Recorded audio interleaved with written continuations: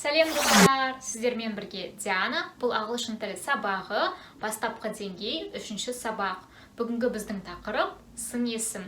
Ал енді көп кідірмей сабағымызды бастайық.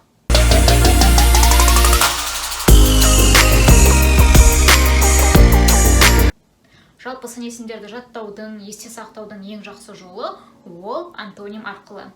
Ең бірінші бізде good, bad, good, bad, яғни жақсы, жаман деген мағынаны білдіреді. Ол жақсы дейік. He is good. Және де естеріңізде болсын, бізге сын есіммен ешқандай артикль керек емес. Бірақ егер сіз he is a good boy десеңіз, яғни ол жақсы бала, онда артикль міндетті түрде керек. Яғни сын есімнен кейінгі зат есім жекеше түрде сонымен қоса саналатын болса, біз артиклін қолданамыз. Мысалы, a good boy, a beautiful girl, a handsome man және тағы да басқалары. Келесі бізде big және де little. Big, little. Үлкен, кішкентай, үлкен үй дейік. A big house, кішкентай қыз. A little girl, ол кішкентай қыз емес. She isn't a little girl, ол кішкентай қыз ба? Is she a little girl? Tall, short. Tall, short, яғни ұзын, қысқа. Ол ұзын бойлы бала дейік. He is a tall boy. Ол ұзын бойлы бала емес. He isn't a tall boy. Clean, dirty.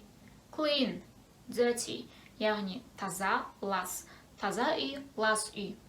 A clean house, a dirty house. Таза жейде, лас жейде. A clean t-shirt, a dirty t-shirt. Cold, hot. Cold, hot, яғни cold дегеніміз мұздай немесе салқын, hot ыстық деген мағынаны білдіреді. Ауа райы салқын. The weather is hot. Және де weather дегеніміз ауа райы, ол міндетті түрде the артиклімен жүреді. Және де уайымдамаңыздар, алдыда артикльдер туралы толық видео шығатын болады. Сол видеода сіз артикльдер туралы толық мағлұмат ала аласыздар. Әзірше біз ауа райы сөзін the артиклімен қолданамыз. The weather is hot, the weather is cold. Smart, stupid. Smart, stupid. Smart дегеніміз ақылды, stupid ақымақ. Олар ақылды студенттер. They are smart students. Ол ақылды студент. He is a smart student. Ол ақылды студент па? Is he a smart student? Және де black, white. Black дегеніміз қара, white ақ. Қара киім. Киім бізде dress. A black dress, ақ киім. A white dress. Және де бізде келесі сөз beautiful. Beautiful дегеніміз әдемі, және де сөзі тек қана қыз балаға ғана қолдана аласыз. A beautiful girl. Ал ер балаға handsome, яғни сымбатты. Сымбатты бала a handsome boy. A handsome boy. Ол әдемі актриса. She is a beautiful actress. Ол сымбатты актер. He is a handsome actor. Олар сымбатты балалар. They are handsome boys. Олар әдемі қыздар. They are beautiful girls. Жақсы дәрігер. Ол жақсы дәрігер.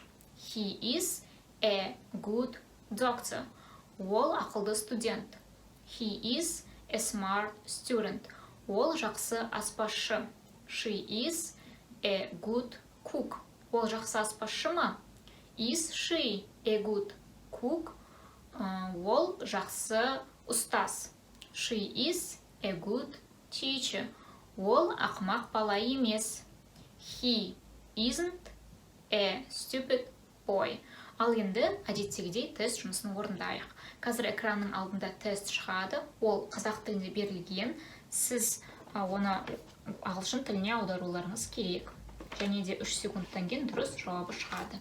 1, 2, 3. Ең бірінші, ол дәрігер, ол жақсы. He is a doctor, he is good. Біз студентпіз, біз ақылдымыз. We are students, we are smart. Ауа райы ыстық. The weather is hot. жейде таза. A t-shirt is clean. Ол ақылды студент па? Is he a smart student? Ол ақымақ студент емес. He isn't a stupid student.